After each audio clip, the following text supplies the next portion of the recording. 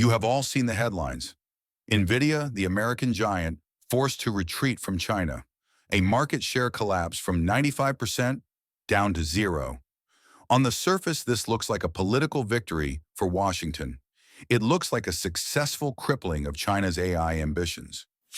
The policy, it seems, worked. But what if I told you that is not the real story? What if I told you that this victory was in fact a profound strategic miscalculation? An error in judgment so severe it may have changed the course of technological history. You see, Washington believed it was punishing a customer. They failed to realize they were motivating a competitor. The real story isn't about Nvidia's exit. The real story is about what rose up in the shadows to fill that void. A cornered animal did not just lie down and die. It learned to hunt. China did not just survive the technological blockade. It began to counterattack. This is the central thesis you must understand. This is the story behind the story. Washington's sanctions designed to cripple China have backfired. They have triggered Huawei's counterattack. And this isn't just about one company. It is about the forced creation of an entire independent, sanction-proof technology ecosystem. Today, we will analyze this counterattack. We will look at the real numbers as our audience demands, source 1208. We will follow the hard evidence from sources like Bloomberg and Reuters, source 1214. We will show you exactly how China is building a parallel digital world, a world that does not need and crucially does not want American technology. This is the China AI strategy, anatomy of the counterattack. Chapter 1, the sanction-proof weapon. A counterattack begins with a weapon. For years, the world believed China could not make advanced chips. It was a global consensus. They believed that without the extreme ultraviolet lithography machines from ASML in the Netherlands, and without the electronic design software from American companies like Cadence and Synopsys, China was permanently trapped. They could make low-end chips for microwaves and cars, but not the brains for AI. The original video you saw mentioned the Ascend 910C in a 1040. But the reality, confirmed by industry analysts, is even more shocking. The counterattack was a dual breakthrough. First, the designer, Huawei's own HiSilicon division. This is the group that Washington tried to destroy by cutting off its access to TSMC. They designed the Ascend 910B and 910C AI chips. Second, the foundry, SMIC, China's national champion chipmaker. Against all odds, SMIC achieved a 7-nanometer process, 1040. This was the breakthrough Washington believed was impossible. Now, why does this matter? What is the so what? This chip is not some cheap, low-power copy. It is not a desperate imitation. In March 2024, analysts at SemiAnalysis, a firm that lives and breathes this data, got their hands on the chip. They tore it apart. They benchmarked it. Their conclusion, the Ascend 910B, the version made on SMIC's 7-nanometer line, was slightly more powerful than Nvidia's A100. Let me repeat that, so the strategic importance is clear. The sanction-proof chip, built inside China, is more powerful than the very chip, the A100, that Washington banned them from buying. Now, to be clear, as our geopolitical futurist persona, we must be precise. It does not beat Nvidia's latest top-of-the-line H100 or H200, but it doesn't have to. It is good enough to power a new generation of AI. It is good enough for Chinese cloud companies to build their own large language models. And crucially, it is theirs. It cannot be taken away by a politician's signature. This is the weapon. But how are they building it? This is where the story gets even more interesting. We need to provide the real numbers and context our audience needs. Source 1208. This is not mass production like you see at TSMC in Taiwan, churning out hundreds of thousands of wafers. SMIC is the only foundry in China that can do this.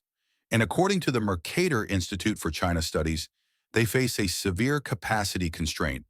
They have a production bottleneck. Their 7-nanometer process likely has low yields and is extremely expensive. So China made a wartime decision. This is a national team effort. This is state-sponsored industrial strategy. According to analysts, Source 2.2, Huawei has been given priority access into as much as 70% of SMIC's entire 7-nanometer capacity. Think about that.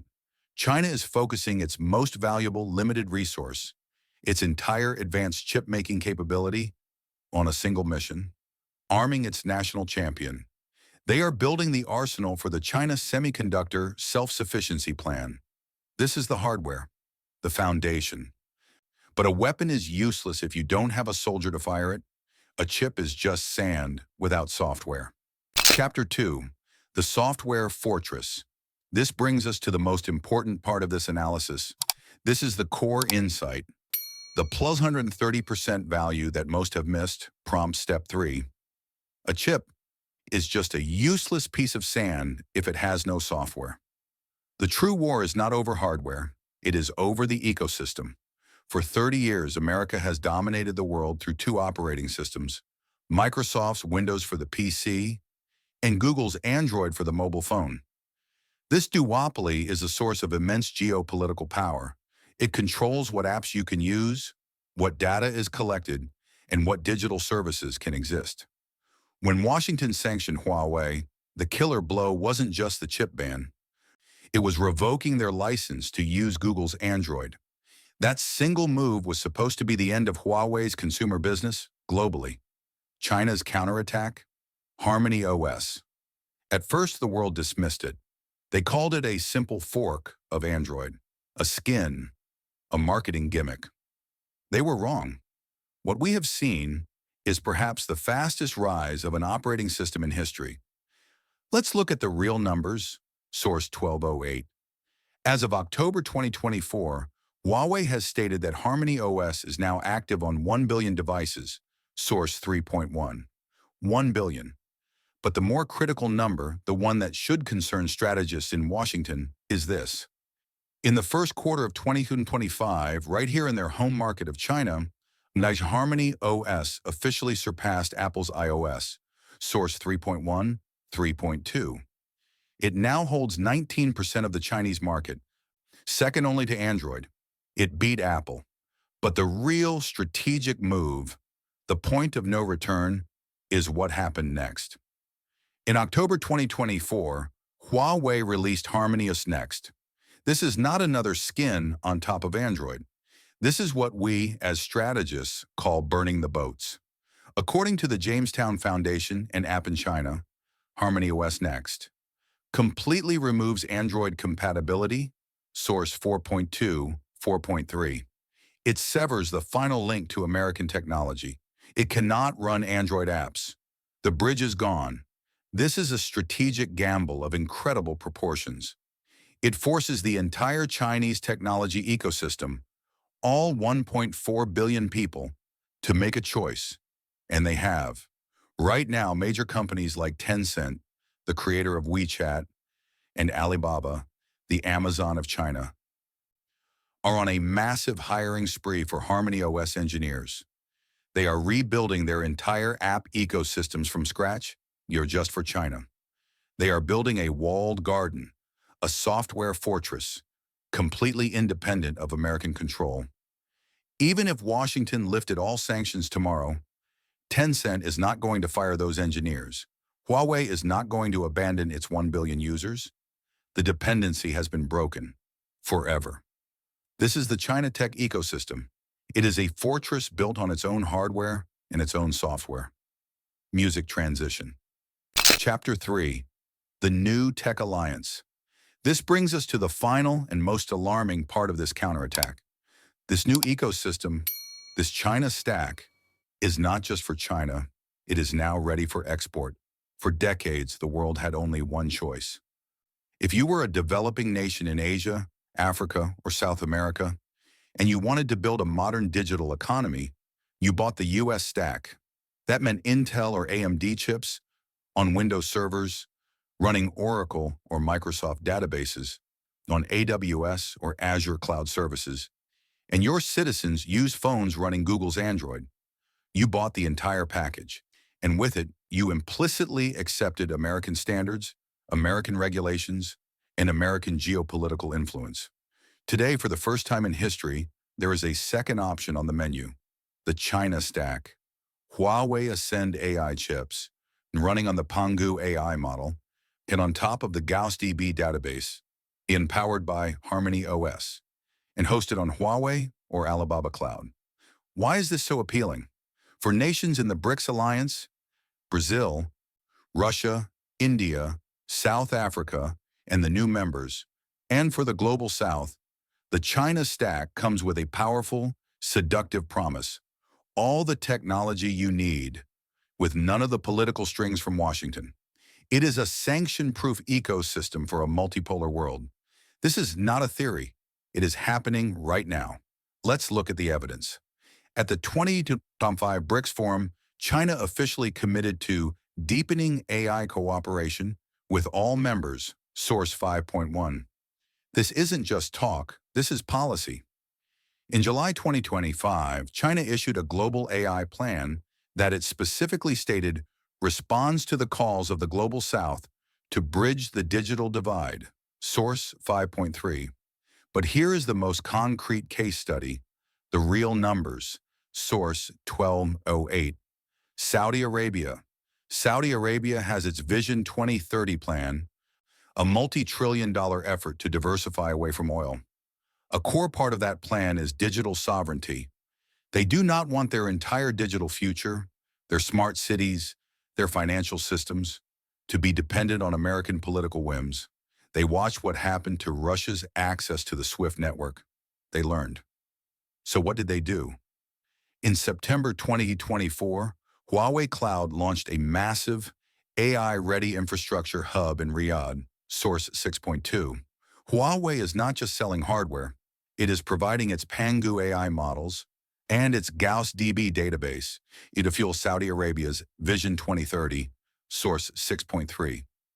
Huawei is helping them build their own national AI on a non-American platform.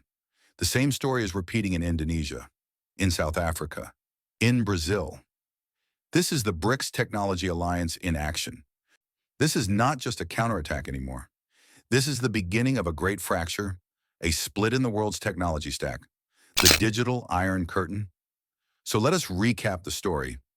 Washington's sanctions designed to halt China became the most powerful catalyst imaginable. They failed to stop China's AI development.